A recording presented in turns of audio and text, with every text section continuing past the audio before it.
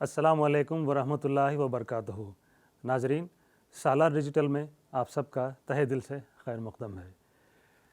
قرآن پاک میں اللہ تعالیٰ نے فرمایا ہے، بسم اللہ الرحمن الرحیم، بے شک اللہ نے مسلمانوں پر بڑا احسان فرمایا کہ انہی میں سے عظمت والا رسول بھیجا جو ان پر اس کی آیتیں پڑھتا ہے اور انہیں پاک کرتا ہے اور انہی کتاب و حکمت کی تعلیم دیتا ہے، اگرچہ وہ لوگ اس سے پہلے کھلی گمراہی میں تھے۔ ربیع الاول وہ مبارک مہینہ ہے جس میں رب العالمین نے محسن انسانیت پیغمبر صلی اللہ علیہ وسلم کو مجسم رحمت بنا کر اس عالم میں بھیجا۔ آپ صلی اللہ علیہ وسلم نے اپنی روشن تعلیمات اور نورانی اخلاق کے ذریعے دنیا سے نہ صرف جہالت کی تاریکیوں کو دور کر دیا بلکہ خرافات سے مسخ شدہ انسانیت کو اخلاق، شرافت اور سنت و شریعت سے آراستہ کر دیا۔ ایک مسلمان کی مکمل زندگی سیرت رسول صلی اللہ علیہ وسلم کی جیتی جاگتی تصویر ہونی چاہیے، نہ یہ کہ اس نبی برحق کی یاد کے لیے چند ایام کو مخصوص کر لیں اور پھر پورے سال بھولے سے بھی ان کی سیرت و اخلاق کا ذکر زبان پر نہ لائیں۔ بلا شبہ آپ صلی اللہ علیہ وسلم کا تذکرہ اور آپ صلی اللہ علیہ وسلم کی یاد میں زندگی کے چند لمحات بھی گزر جائیں، وہ ہمارے لیے سعادت اور ذریعہ نجات آخرت ہیں۔ اس موضوع پر بات کرنے کے لیے آج ہمارے ساتھ ایک خاص مہمان موجود ہیں۔ ہمیں خوشی ہے کہ ڈاکٹر ظفر اللہ خان ہمارے ساتھ موجود ہیں۔ پیشے سے یہ ٹیکسٹائل انجینئر ہیں اور انہوں نے وولٹاس میں ایگزیکٹو انجینئر کے طور پہ اپنی خدمات انجام دی تھیں۔ ان کے پاس ڈاکٹریٹ ہے کاسمک ہیلنگ میں۔ یہ ریگولر سیمینارز کنڈکٹ کرتے ہیں مسٹک ہیلنگ پہ۔ یہ فاؤنڈر ہیں سنت کبیر اکیڈمی کی۔ ڈاکٹر صاحب، آپ کا سالار ڈیجیٹل میں خیر مقدم ہے۔ شکریہ۔ آج جس شخصیت کی بات ہم کر رہے ہیں یا کرنے والے ہیں وہ کسی تعارف کی محتاج نہیں ہے۔ آپ صلی اللہ علیہ وسلم کی زندگی کے اتنے پہلو ہیں کہ ہر ایک پہلو ہمارے لیے ایک مثال ہے۔ بے شک۔ تو ڈاکٹر صاحب، آج آپ کس موضوع پر بات کرنا چاہیں گے اور کس پہلو پر روشنی ڈالنا چاہیں گے؟ السلام علیکم ورحمۃ اللہ وبرکاتہ۔ تیرے نام سے ابتدا چاہتا ہوں، میری سادگی دیکھ میں کیا چاہتا ہوں۔ اپنی کوئی حیثیت نہیں ہے اس شخصیت کے بارے میں ہم کچھ بول پائیں، نہ صرف میں، کوئی بھی نہیں کہہ سکتا، کیونکہ ہم تو کن فیکون کے ہیں، بس ہو جا کہا ہو گئے ہم۔ اور علم کے بارے میں آج کہنا چاہتا ہوں، نہ صرف اسلام بلکہ سرکار دو عالم نے بھی علم پہ بہت زور دیا۔ ان کے کئی ایک احادیث میں یہ ظاہر ہے کہ اگر ضرورت ہے تو چین کو بھی جانا پڑے چلے جاؤ، اور وہ اپنے آپ کو بھی کہے کہ میں شہر ہوں علم کا، اور علی کرم اللہ وجہہ میرا دروازہ ہے۔ تو علم کا یہ سمندر ہمارے ساتھ ہے، ہماری خوش قسمتی ہے۔ افسوس یہی ہے کہ ہم اس کا کوئی فائدہ نہیں اٹھا رہے ہیں۔ آج اس فائدے کو اٹھانے کے لیے یہ اقدام جو سالار والوں نے کیا ہے، سالار ڈیجیٹل نے کیا ہے، اس کا میں خیر مقدم کرتا ہوں اور شکریہ ادا کرتا ہوں پہلے ہی قسط میں مجھے بلایا، ورنہ اکثر ایسے پروگراموں میں ایکسپرٹس کو بلایا جاتا ہے، مولویوں کو بلایا جاتا ہے، ایک عام انسان کو بہت کم ہی بلایا جاتا ہے۔ یہ پلیٹ فارم عام انسان کو دینا ایک بہت بڑی پہل ہوگی کہ سرکار جب ہے سمندر علم تو ہم کیسے اس کو حاصل کریں، کیونکہ آج ہماری قوم کی جو بھی حالت ہے وہ لا علمی کی وجہ سے ہے، جبکہ سارا علم ہم کو دیا جانا چاہیے، ہم لیتے نہیں ہیں۔ یہ کیوں؟ کس بات کی؟ تو سب یہی سمجھتے ہیں کہ بھئی ہم کو اگر جانا ہے تو دوڑ دھوپ کرنا پڑے گا، لوگوں کے بیچ میں جانا پڑے گا، قوم کی خدمت کرنا پڑے گا۔ یہ سوچتے ہی نہیں کہ بھئی قوم ہماری فیملی بھی ہے، اگر ہم پڑھا دیں اپنے بچوں کو تو بہت بڑی خدمت ہوگی۔ اگر ہمارے خاندان میں کسی کو پڑھا دیں تو بہت بڑی خدمت ہوگی. تو یہ ضروری نہیں ہے کہ آپ قوم کی خدمت بھاگ دوڑ کر کے کریں، بلکہ اپنے بچوں کو بھی پڑھا دیا جائے اور ایک ٹارگٹ رکھ لیا جائے کہ ماسٹر سے نیچے ہم روکیں گے ہی نہیں بچوں کو. جب یہ بات ہو جائے گی تو انشاءاللہ ہماری قوم ہر حالت میں اوپر آ جائے گی. آج جو ہے حالت ٹھیک ہے، یہ بات نہ صرف میرے لیے کہہ رہا ہوں کہ ان حالات میں ہم کو صرف دو ہی چیزیں کرنی ہے: علم حاصل کرو، علم حاصل کرو اور پھر عمل پہ چلے جاؤ.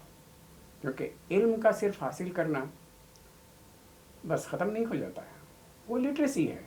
انگلش میں اگر لو تو لٹریٹ ہو، اگر پرسنالٹی میں وہ گھسے نہیں لٹریسی تو ایجوکیشن نہیں ہے. علم کا ایک ماڈل بنا لو.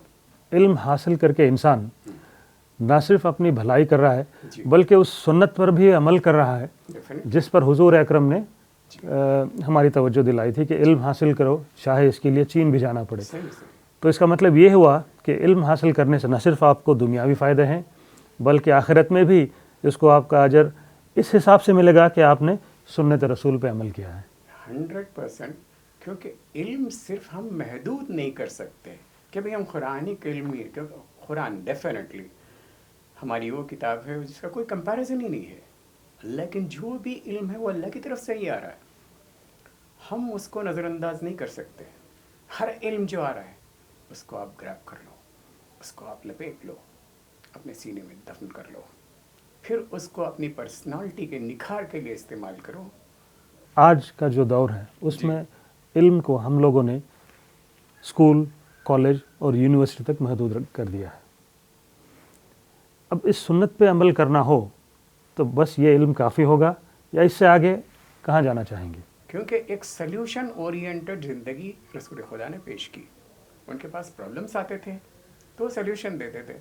ہم کو وہی فالو کرنا ہے کہ بھئی اپنی پرسنالٹی میں نکھار لاؤ، نکھار لا کے ایک سلیوشن اورینٹڈ پرسن بنو.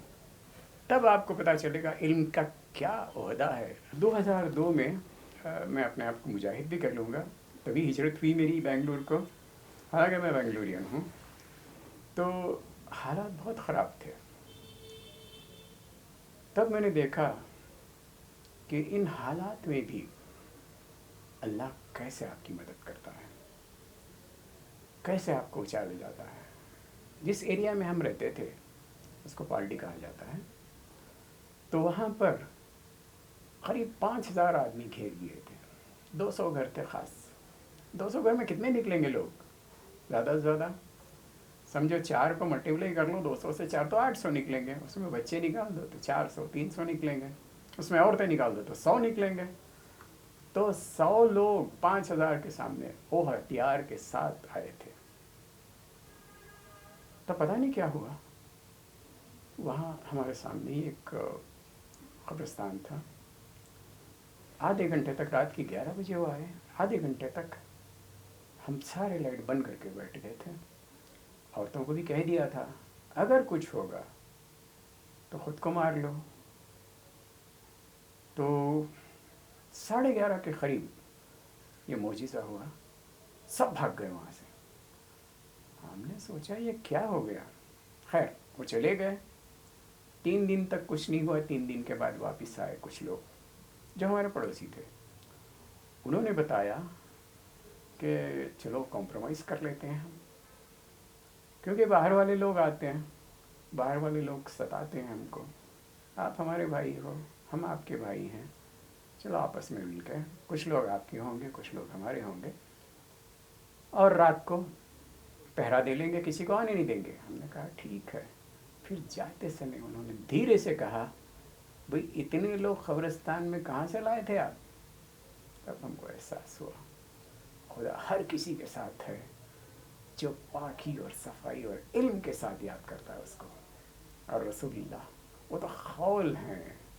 اگر دیکھو قرآن تو کلام اللہ کا ہے، لیکن ان کو لگ رہا تھا کہ ہماری تعداد جو قبرستان میں کھڑی ہوئی تھی بالکل تیار ہے اور بڑی تعداد ہے. وہ خوف کی وجہ سے وہاں سے بھاگ نکلے.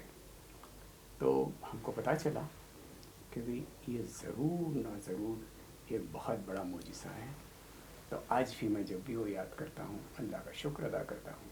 کہ ایک طرف تو حضور اکرم صلی اللہ علیہ وسلم نے ہمیں کہا ہے کہ علم حاصل کرنے کے لیے اگر تمہیں چین کو جانا پڑے تو بھی جاؤ. ان کی زندگی میں ہمیں ایک واقعہ ایسا بھی ملتا ہے جب انہوں نے عملی طور پر دکھا دیا کہ علم کی کیا اہمیت ہوتی ہے. جنگ بدر کا وہ واقعہ تو ہم لوگ سب جانتے ہیں کہ جنگ میں کیا ہوا تھا. جنگ کے اختتام پر کچھ قیدی مسلمانوں کے قبضے میں آئے تھے جنہیں کچھ کو سزا ملی تھی, کچھ کو ایک آپشن دیا ہوا تھا کہ اگر آپ چاہیں تو اپنی آزادی حاصل کرتے ہیں. اس کے لیے شرط یہ رکھی گئی تھی کہ ایک ایک قیدی 10 مسلمانوں کو پڑھائے گا, یعنی پڑھنا لکھنا سکھائے گا. صحیح. اس بارے میں آپ کیا کہنا چاہیں گے؟ ڈیفینیٹلی یہ بہت بڑا ایگزامپل ہے یہ کہ بھئی علم کی کتنی اہمیت تھی رسول خدا کے پاس کہ انہوں نے یہ ان کو نہ آزادی اگر دینا ہے تو علم کے ذریعے آپ لے لو, ہمارے مسلمانوں کو آپ پڑھا دو. شاید وہ علم ہمارے پاس نہیں تھا اس ٹائم, اسی لیے انہوں نے کہا کہ بھی ایک ایک آدمی 10 آدمی کو پڑھائے گا تو اپنی آزادی حاصل کر لے گا, ورنہ تو ان کے پاس ہی ایک ہی تھا کہ وہ غلام بن جاتے ہو یا پھر پرزنرس آف وار کی طرح ان کو قید کر لیا جاتا.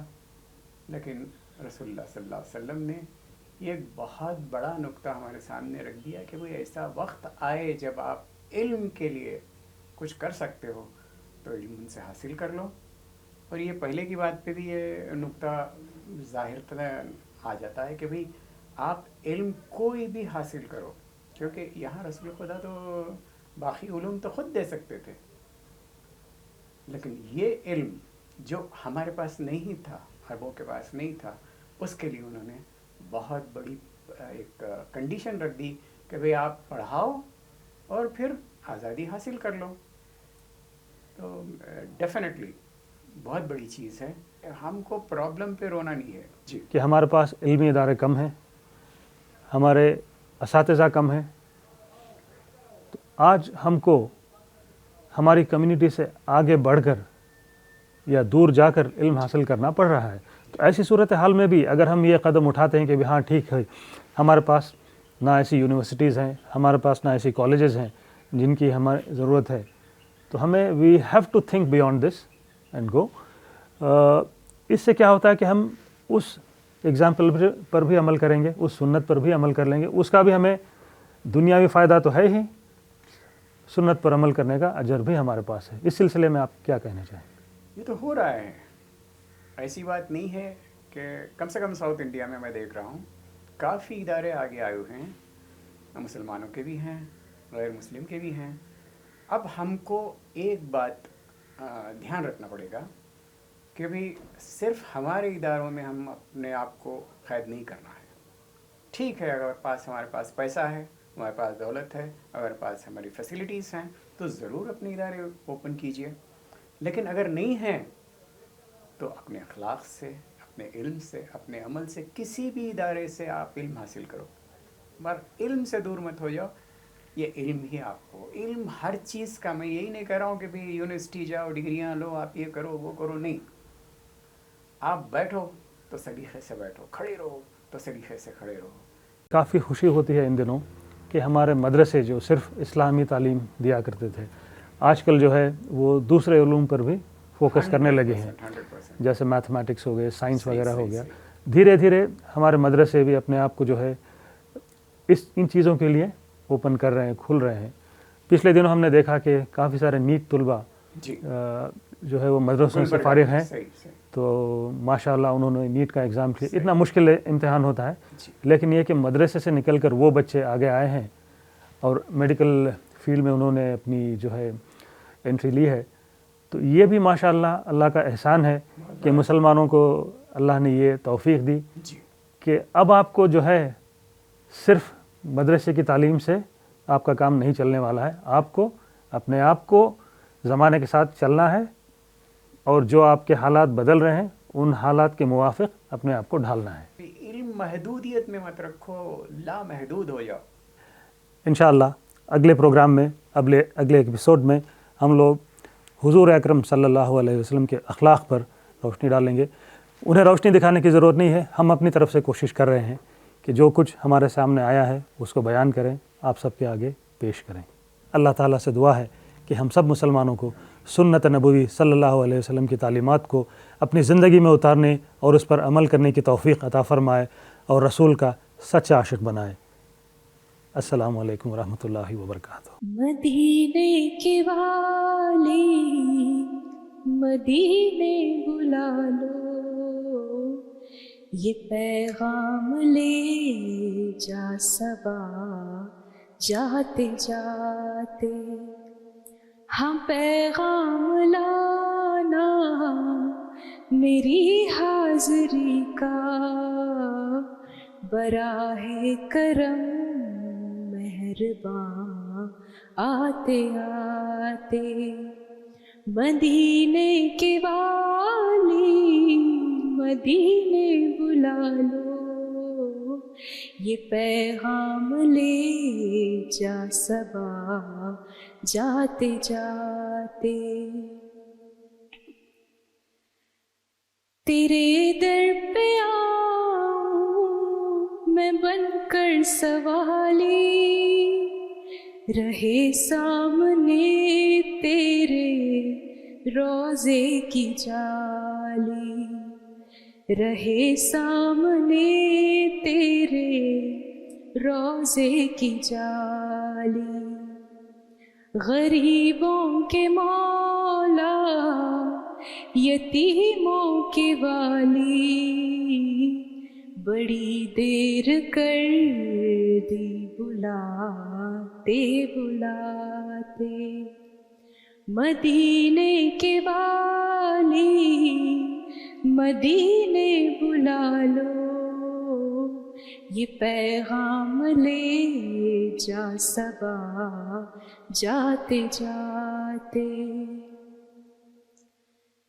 کبھی خانہ دل میں تشریف لائے، بڑی دیر سے منتظر ہے نگاہیں، بڑی دیر سے منتظر ہے نگاہیں، بڑا ساتھ میرا دیا آنسو نے، میرے دل کا آنگن سجاتے سجاتے، مدینے کے والی مدینے بلا لو، یہ پیغام لے جا صبا جاتے جاتے،